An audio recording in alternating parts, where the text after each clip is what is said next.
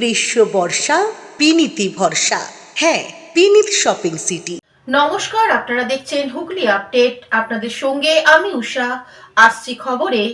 আর মাত্র একদিন বাদে হুগলির সিঙ্গুরে আসছেন প্রধানমন্ত্রী। জনসভার পাশাপাশি একগুচ্ছ রেল প্রকল্প উদ্বোধন হবে। চাকদানিতে খুড়িগাছিতে রেল স্টেশনের দাবি বাসিন্দাদের। প্রধানমন্ত্রী আসছেন সিঙ্গুরে। একাধিক দূরপাল্লার ট্রেনে উদ্বোধন করবেন সিঙ্গুর থেকে নতুন রেল স্টেশনের দাবি নিয়ে এবার প্রচার পোস্টার পড়ল সিঙ্গুর, চন্দননগর, ভদ্রেশ্বর ও ব্যান্ডেলে। চাকদানি খুড়িগাছির বাসিন্দারা দীর্ঘদিন ধরে দাবি করে আসছেন বৈদ্যবাটি ও ভদ্রেশ্বরের রেল স্টেশনের মাঝে খুড়িগাছি রেল স্টেশন তৈরি করা হোক। এই দাবি নিয়ে রেল প্রশাসনের একাধিক জায়গায় জানিয়েছেন। একই দাবিতে রেল অবরোধ করেছেন তারা। কাজের কাজ কিছুই হয়নি। খুড়িগাছিতে স্টেশন হলে চাপদানির মানুষের উপকার হবে। হাওড়া ব্যান্ডেল মেল শাখায় বৈদ্যবাটি দুই স্টেশনের দূরত্ব সবচেয়ে বেশি। দুই স্টেশনের মধ্যবর্তী জায়গা হলো খুড়িগাছি, যেখান থেকে ট্রেন ধরতে অনেকটা দূর যেতে হয়। আগামী 18ই জানুয়ারি সিঙ্গুরে টাটার মাঠে প্রধানমন্ত্রী নরেন্দ্র মোদী সভা করতে আসছেন। সেই সভায় উপস্থিত থাকবেন রাজ্য বিজেপি নেতৃত্ব। আবেদন নিবেদনের পাশাপাশি পোস্টার প্রচারে দৃষ্টি আকর্ষণ করেছেন খুড়িগাছির বাসিন্দারা। অন্যদিকে প্রধানমন্ত্রী আসার জন্য যুদ্ধকালীন তৎপরতায় রাস্তাঘাট সারানো হচ্ছে। 18 তারিখ আমাদের যশস্বী প্রধানমন্ত্রী আসছেন, সেই জন্য আমরা সিঙ্গুরে কিছু পোস্টার মারছি খুড়িগাছি রেল স্টেশনের দাবিতে। তার সঙ্গে দেখলাম আপনার লেখা আছে যে টাটার কারখানা, কি কারখানা? সঙ্গে টাটার কারখানা যে এখানে হয়নি, যাতে টাটার কারখানা হয় তার জন্য একটা আমরা প্রধানমন্ত্রীর কাছে অনুরোধ করছি। তো এই পোস্টারের মাধ্যমে কেন সরাসরি চিঠি করছেন না কেন? আমরা কিছুদিন আগে রেল দপ্তর ও প্রধানমন্ত্রী দপ্তরে চিঠি পাঠিয়েছি। তারপরে কিছুদিন আগে 3বার সার্ভে হয়েছে। আমাদের কাছে বিশেষ সূত্রে একটা খবর ছিল, জিএমের কাছে নোটিফিকেশনও এসে গেছিলো। আজ পর্যন্ত কেন স্টেশনটা হলো না আমরা জানতে পারলাম না। এই জন্য প্রধানমন্ত্রীর দৃষ্টি আকর্ষণ করার জন্য আমরা এই পোস্টার মারছি। আপনাদের এর আগে সংসদ ছিল লকেট চট্টোপাধ্যায়, তিনি কি করেছেন? লকেটটির মাধ্যমে আমরা রেলমন্ত্রীতে কাছে চিঠি দিয়েছিলাম। ওনার উদ্যোগেই নোটিফিকেশান এসেছিল জিএমের দপ্তরে। আচ্ছা, তারপরেও কেন হলো না সেটা আমরা জানি না। এখন তো রচনা ব্যানার্জি আছে। রচনা ব্যানার্জির কাছে আমরা পৌঁছতে পারিনি। আমি খোঁজ করে ওদেরই সংসদের যাতে পৌঁছানো যায় তার ব্যবস্থা করেছিলাম, কিন্তু কেউ দায়িত্ব নিয়ে যেতে চায়নি। আজকে প্রধানমন্ত্রীকে আপনারা এইভাবে পোস্টারের মাধ্যমে কী করে নিয়ে যাবেন? এটা পৌঁছবেনটা কী করে? মিডিয়া বন্ধুদের কাছে আমার অনুরোধ, আমরা প্রধানমন্ত্রীর কাছে গিয়ে পৌঁছতে পারছি না। ওনারা যদি আমাদের হেল্প করেন, প্রধানমন্ত্রী যদি আমাদের ডেকে পাঠান, তাহলে আমরা হয়তো যেতে পারবো। আমরা তো অত বড় ধরনের লোক নই, আমরা ছোট একটা গ্রামের মানুষ, চাষিবাসী মানুষ। তো এটা মিডিয়ার কাছে অনুরোধ, আমাদের এই ব্যাপারটা একটু হাইলাইট করুন যাতে আমরা প্রধানমন্ত্রীর কাছে পর্যন্ত পৌঁছতে পারি। হুগলি থেকে দেবাশিস ঘোষ, পানুপাল ও চন্দনা দত্তের রিপোর্ট, হুগলি আপডেট। বিধানসভা ভোটের আগে রূপনারায়ণের নদের উপর ব্রিজের দাবি বাসিন্দাদের। বিধানসভা ভোটের আগে রূপনারায়ণ নদের উপর হরিশপুর বন্দর এলাকায় কংক্রিটের ব্রিজ নির্মাণের দাবি জোরালো করার উদ্দেশ্যে ধান্যঘড়ি উচ্চ বিদ্যালয়, হুগলি ও পশ্চিম মেদিনীপুর জেলার বিভিন্ন ব্লকে 3 শতাধিক মানুষকে নিয়ে এক গণ কনভেনশন অনুষ্ঠিত হয়। পাশাপাশি বন্দর ব্রিজের দাবি আরো জোরালো করতে ধান্যঘড়ি উচ্চ বিদ্যালয় থেকে কাকনার শনিতলা পর্যন্ত এক গণমিছিল অনুষ্ঠিত হয়। গণমিছিল থেকে কমিটির পক্ষে ডক্টর প্রসেনজিৎ কাপাস বেশ কিছু দাবি তুলে কি জানাচ্ছেন শুনবো। স্বাধীনতার 80 বছর কেটে গেল, এখনো দুই পারের লক্ষাধিক মানুষের দাবি পূরণ হলো না। আমরা দীর্ঘদিন ধরে দলমত নির্বিশেষে গণতান্ত্রিক কমিটি গড়ে তুলেছি, রূপনারায়ণ নদের উপর ব্রিজ নির্মাণ সংগ্রাম কমিটি। আমরা উভয় পারের সাংসদ থেকে শুরু করে বিধায়ক প্রত্যেকের কাছে গেছি, ডিএম থেকে শুরু করে এসডিও বিডিও প্রত্যেকের কাছে গেছি, এমনকি নবান্ন থেকে শুরু করে দিল্লি প্রত্যেকটা জায়গায়, রাষ্ট্রপতির দপ্তর, প্রধানমন্ত্রীর দপ্তর, পূর্ত দপ্তর, বিভিন্ন জায়গায় আমরা গণ ডেপুটেশন দিয়েছি। আমাদের একটাই দাবি, হরিশপুর বন্দর এলাকায় একটি কংক্রিটের ব্রিজ নির্মাণ করতে হবে। কিন্তু এখনো পর্যন্ত কোনো রকম কোনো পদক্ষেপ আমরা কি রাজ্য কি কেন্দ্র কারো পক্ষ থেকে দেখতে পেলাম না। তাই আজকে আপনারা দেখছেন এই ঐতিহাসিক গণমিছিল, যা হুগলি জেলার এই খানাকুল 1 নম্বর ব্লকের মানুষ অরাজনৈতিকভাবে এই গণমিছিল, 2 নম্বর ব্লকের মানুষ অরাজনৈতিকভাবে এই গণমিছিল প্রথম দেখলো, যে জনগণ যদি মনে করে তারা পারে অনেক কিছু দিক মানুষের সামনে তুলে ধরতে তারা পারে, তাই আগামী দিনে আমরা বৃহত্তর আন্দোলনের ডাক দিচ্ছি। বৃহত্তর আন্দোলনের স্বার্থে আগামী দিনে নিশ্চয়ই এলাকার মানুষ আরও এগিয়ে আসবেন এবং এলাকার যারা জনপ্রতিনিধি তাদের কাছে আমরা আবেদন জানাচ্ছি, বিধানসভা ভোটের আগেই অবিলম্বে এই হরিশপুর বন্দর এলাকায় পাকার ব্রিজ নির্মাণ করতে হবে। স্যার, আরেকটা বিষয়, যেখানে আপনারা বারবার দাবি জানিয়ে আসছেন, কেন্দ্র থেকে রাজ্য এবং বিভিন্ন ব্লক স্তরেও আপনারা ডেপুটেশন দিয়েছেন, এবং মূলত মূল যে বক্তব্য আমার, যেখানে 2 জেলার 2টি সাংসদ রয়েছে, অর্থাৎ ঘাটালের দীপক অধিকারী রয়েছেন এবং আরামবাগের সাংসদ মিতালি বাগ রয়েছেন। কৌশিক ঘোষের report, Hooghly update. Nipah virus সংক্রমণ ছড়াচ্ছে, এই ভাইরাস থেকে বাঁচতে পরামর্শ দিলেন হুগলি মুখ্য স্বাস্থ্য আধিকারিক। এখনো অবধি হুগলি জেলায় এই ধরনের রোগে আক্রান্ত রোগীর কোনো সংবাদ আমাদের কাছে নেই। এই মুহূর্তে জনসাধারণের মধ্যে এটা নিয়ে অহেতুক চিন্তা ভাবনা করার মতন কোনো অবকাশও নেই। পার্শ্ববর্তী কিছু এলাকায় হয়তো 1-2জন পাওয়া গেছেন পজিটিভ, তাদের চিকিৎসা হচ্ছে। অ্যাজ অফ নাও স্বাস্থ্য ভবনের নির্দেশিকা অনুযায়ী উই আর ওয়েল প্রিপেয়ার্ড। আমাদের যা করণীয় সেগুলো আমরা করবো। এটা মনে রাখতে হবে যে নিপা ভাইরাস এটা ভাইরাল রোগ, এবং জেনারেল সর্দি কাশি বা মাথায় যন্ত্রণা, বমি, শ্বাসকষ্ট, প্রবল শ্বাসকষ্ট, গা হাত পা ব্যথা, এসব নিয়ে পেশেন্টরা প্রেজেন্ট করে। কিন্তু এই রোগের মানুষ তো মানুষের সংক্রমণের হারটা কিন্তু অনেকটা কম, কিন্তু এর কেস ফ্যাটালিটি একটু বেশি। সেই জন্য যে মুহূর্তে কারোর এই ধরনের রোগ ধরা পড়বে তারা আমাদের স্বাস্থ্য পরিষেবা ফোল্ডে আসবেন এবং আমাদের এটা চিকিৎসা যেন সত্তর আমরা করতে পারি সেটা করব। আর এই রোগ প্রতিরোধটা হচ্ছে আমাদের মূল লক্ষ্য। এটা মনে রাখতে হবে এই রোগটা জেনারেলি বাদুড় বা ওই ধরনের প্রাণী থেকে ছড়ায়। তাদের কোনো ঠোকরানো ফল বা খাওয়া ফল বা তাদের দেহরস যেখান থেকে বেরোচ্ছে লালা বা দেহরসের জন্য মল মূত্র থেকে এটা ছড়ায়। সেজন্য তাদের কোনো ঠোকরানো ফল যদি কেউ কাঁচা ফল যদি খায়, অথবা যেমন এই সময়টা শীতকালে খেজুরের রস, কাঁচা খেজুরের রস নাকি খায়, তালের রস, এইগুলো জাল না দিয়ে যদি কেউ খায় তাহলে কিন্তু এগুলো রোগ ছড়ানোর একটা সম্ভাবনা থাকে। সেইখানে আমাদের ইন্টারঅ্যাক্ট করতে হবে যাতে সেগুলো মানুষজনের না ইউজ করে। বা যদি ফল খায় ফল ভালো করে ধুয়ে খাবে। এবং জেনারেল স্বাস্থ্যবিধি একটা হচ্ছে যে হাত ভালো করে সাবান দিয়ে ধোয়া, এবং যেখানে একসঙ্গে অনেক লোকজন আছে সেখানে মাস্কটা ব্যবহার করা। এখন নিয়ে নেব বিজ্ঞাপন বিরতি, বিরতির পর ফিরে আসছি খবরে।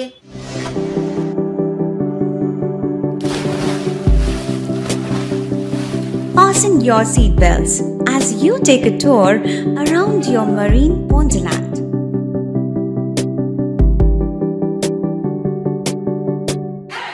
Spend a day at Aqua Marina and enjoy an array of water slides that give you butterflies in your tummy.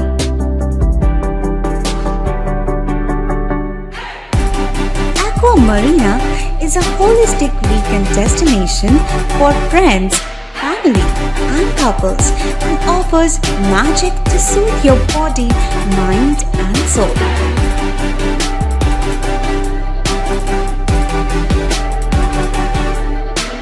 Aqua Marina, your customized magician. Welcome aboard and see the magic unfold. শীত, গ্রীষ্ম, বর্ষা, পিনিতি ভরসা। হ্যাঁ, পিনিত shopping city. যে কোনো মরশুমের readymade জামা কাপড় পাওয়া যায় একই ছাদের তলায়। ছোট থেকে বড়, পুরুষ, মহিলা ও শিশুদের একমাত্র নির্ভরযোগ্য প্রতিষ্ঠান। শীতকালীন যে কোনো শাড়ি, জিন্স, টপ, কুর্তি, চুড়িদার, পাঞ্জাবি মানেই পিনিত শপিং সিটি। আখন বাজার, চুঁচুড়া, Hooghly. Amala nursing home. Enjoy a weekend at Vedam, the paradise of peace. A home away from home.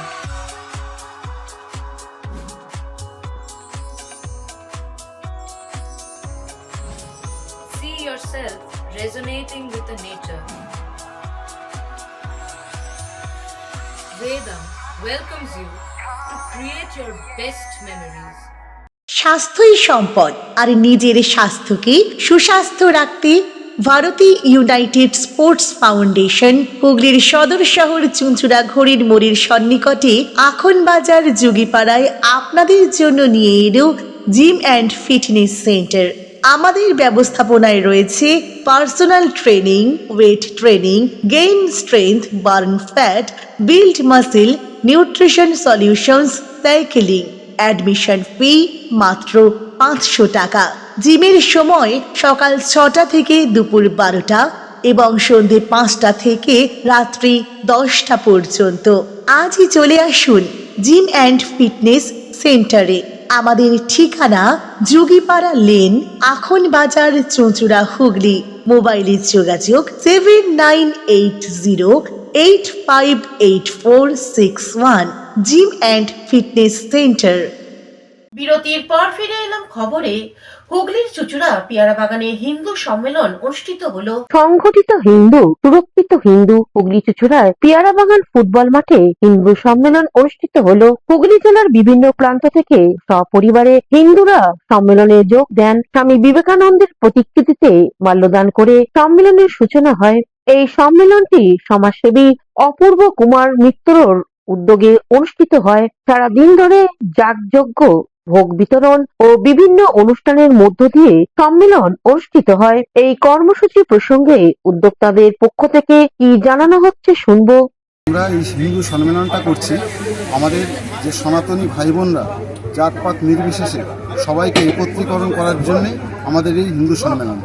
আজকে যে এই হিন্দু সম্মেলন হচ্ছে, এখানে আমাদের সংঘের 100তম শতবর্ষ উদযাপন হচ্ছে। তার পরবর্তীতে আমরা এই কার্যক্রম নিয়েছি। আমাদের এখানে বিশ্ব শান্তি হোম হবে, তারপরে আমাদের গীতা পাঠ, তারপরে আমাদের 4 জন বক্তা বক্তব্য রাখবেন। বর্তমান যে আমাদের সমাজের উপর একজন বক্তব্য রাখবেন, আমাদের পরিবেশ নিয়ে একজন বক্তব্য রাখবেন, আমাদের বীরাঙ্গনা মহিলারা যারা আছে তাদের একজন বক্তব্য রাখবেন, এবং আমাদের বর্তমান যে হিন্দু সমাজ সেই সমাজ নিয়ে একজন বক্তব্য রাখবেন। রাষ্ট্রীয় স্বয়ংসেবক সংঘের 1925 সঙ্গে শুরু হয়ে আজকে 100 বৎসরে পদার্পণ করল। 100 বৎসর উপলক্ষে সারা ভারতবর্ষে তথা ভারতের বাইরেও 39টা দেশে আমাদের এই সংঘের আর 100 বৎস পালন হচ্ছে। তার মধ্যে 5টা বিন্দু আমাদের আছে। তার মধ্যে কিছু কিছু বিন্দু এখানে হয়ে গেল। পরিবার প্রবোধন তৎসহ আমাদের কুটুম্ব প্রবোধন এবং হিন্দু সম্মেলন। আজকে এই হিন্দু সম্মেলনে উপস্থিত হয়েছি। আমরা রাষ্ট্রীয় স্বয়ংসেবকরা বিশ্বাস করি সারা ভারতবর্ষে আম জনসাধারণ হিন্দুরা সবাই সমান, ছোট বড়, ধনী দরিদ্র, এখানে কেউ আলাদা নয়। জাত পাত সমস্ত ঊর্ধ্বে রেখে সংঘ আর এই সংগঠনের কাজ করে চলেছে। সেই সংগঠন এতদূর ছড়িয়ে গেছে যে আজকে সারা পৃথিবীতে আমাদের একটা সবাই বলতে গেলে এই সংগঠনকে আর সবাই একটা অন্য চোখে দেখছে। হুগলি থেকে পঙ্কজ শর্মা ও চন্দনা দত্তের রিপোর্ট, হুগলি আপডেট। বর্তমানে ছৌগ্রাম অঞ্চলে তৃণমূল সভাপতি মৃদুল কান্তি মণ্ডলকে আবার পুনরায় সভাপতি নির্বাচিত করা হলো। মুখ্যমন্ত্রী মমতা ব্যানার্জির নির্দেশে রাজ্য তৃণমূল কংগ্রেসের পক্ষ থেকে পূর্ব বর্ধমান জেলার ছৌগ্রাম অঞ্চলের অঞ্চল সভাপতি মৃদুল কান্তি মণ্ডলকে পুনরায় একই পদে নির্বাচিত করা হলো। সেই খুশিতে ছৌগ্রামের তৃণমূল কংগ্রেসের সমস্ত কর্মীরা অঞ্চল সভাপতির গলায় মালা পরিয়ে মিষ্টিমুখ করিয়ে সকলেই আনন্দে মুখরিত হয়ে ওঠেন। সামনেই বিধানসভার ভোট ও পুনরায় অঞ্চল সভাপতির পদে নিযুক্ত হওয়ায় সেই বিষয়ে ছৌগ্রাম অঞ্চল সভাপতি মৃদুল কান্তি মণ্ডল সাংবাদিকদের কি জানাচ্ছেন শুনবো। আমাদের তো সারা বছর ধরে কাজ করার প্রসেসের মধ্যে চলে। তৃণমূল কংগ্রেসের কর্মী হিসাবে আমরা সারা বছর 365 দিন মানুষের সঙ্গে থাকি, মানুষের পাশে থাকি। সেই ফেল করা ছাত্রের মতন নয় যে পরীক্ষার আগে প্রস্তুতি নিয়ে আমাদের চলছে, ইলেকশন প্রসেসে চলছে। তার সাথে সাথে আমাদের এসআইআর নিয়ে আমাদের অঞ্চলটা ব্লকের মধ্যে একটু সমস্যার মধ্যে দিয়ে যাচ্ছে। তার উপরে আবার লজিক্যাল ডিসক্রিপেন্সির নামে আবার কিছু লোককে হয়রানি করার জন্য নোটিশ দেওয়া হয়েছে। সেইগুলো নিয়ে আমাদের কর্মীদের নিয়ে আমরা সেগুলো যাতে সলভ করা যায়, মানুষ আতঙ্কিত না হয় এবং যাতে একটা নামও বাদ না যায়, সেই জন্য আমরা চেষ্টা করছি। এবং লড়াইটা মূলত উন্নয়ন ভার্সেস বঞ্চনার বিরুদ্ধে। মমতা বন্দ্যোপাধ্যায়ের 15 বছরের কাজ আর 2014 সাল থেকে বিজেপির কেন্দ্রের বঞ্চনা। মানুষ বুঝে গেছে যে কারা কাজ করে, কারা বিপদে পাশে থাকে আর কারা থাকে না।